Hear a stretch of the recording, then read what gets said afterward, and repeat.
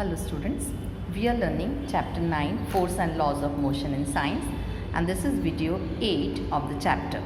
Today we are going to learn about Newton's third law of motion with examples. Now see, third law of motion in your textbook is given on page 122. Newton's third law of motion. Let us understand the law with several examples. First of all, the law states, just see the law. The third law of motion states that when one object exerts a force on another object, the second object instantly exerts a force back on the first object. Now these two forces are always equal in magnitude. Magnitude means measurement, and it is opposite in direction. This is the law. Now reading to the law you might not be understanding. Now let us see. It is stated that when one object exerts a force on another object. Now suppose you are banging the bench, or you are hitting the bench with your hand like this you are hitting. Okay. Now as with a great force, if you hit the bench, then your palm is going to get hurt with equal force. If you are touching it softly, the palm may not get hurt, but if you are banging it hard with your palm, then palm will also be exerted with a force by the bench with the equal magnitude. As hard you are hitting, that much hard you are going to get hurt on your palm. That means the bench will also exert a force equal in magnitude on your hand. This is the bench. So equal in magnitude on your hand, but it will be in the opposite direction. You are exerting in this direction, the bench will exert the force in the opposite direction, but will equal measurement but opposite in direction. That is the law actually. It is said that action and reaction are always equal. This is action, then the bench will do the reaction with equal magnitude but opposite in direction. So with an example we can write it. Suppose two objects are there, object A and B. Object A is having mass m, it is a bigger object with greater mass, and object B is having mass m, smaller object with a less mass.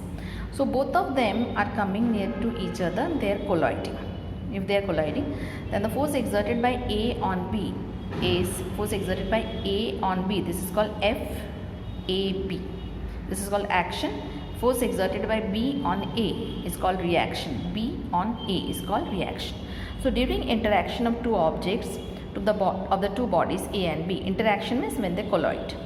Then two bodies A and B, if force exerted by body A on B is FAB, and force exerted by B on A is FBA. From right to left you have to read. Then as per Newton's third law, FBA is equal to minus FAB. See, FBA is equal sign is there, is equal to FAB. That means both the forces are equal, and the negative sign shows that they are in opposite direction. Here FBA is action, that is force exerted by A on B is action. A on B is action, and the force exerted, that is FAB exerted by B on A is called reaction. Hence Newton's third law of motion can also be stated as action and reaction are equal in magnitude but are in opposite direction. Let us see with examples. When a person walks on the ground, then the force applied by his feet on the soil is considered to be action. At the same time, the force exerted by the ground on his feet is called reaction, and due to this the person can walk ahead. He is doing the action in the backward direction and the soil is doing the reaction in the forward direction. The second example is swimmer while swimming pushes the water backward with both the hands. Swimmer always pushes the water backward with both the hands, that is called action, and so the water pushes him in the forward direction, that is called reaction, because of which he moves forward. Third example is during the launching of the rocket in the space. We know that when the fuel chamber is combusted, that is with the help of a gun it is shot, then the fuel starts burning. So gas produced due to combustion of the fuel in a rocket comes out with tremendous speed from a nozzle, and the gas comes in the downward direction. That is called action, and as a result the rocket is pushed up in the upward direction towards the space, that is called reaction. It is pushed up by the air with a great momentum. So it goes in the upward direction. The next one is when a bullet is fired from a gun. Now see, this is in your textbook, page number 122. When the bullet is fired from a gun, then the bullet comes out in the forward direction. So that is the action produced by the trigger of the gun on the bullet. The bullet will go in the forward direction, and at the same time the bullet is going to push the gun in the backward direction. The gun will come in the backward direction. That is called recoil force on the gun.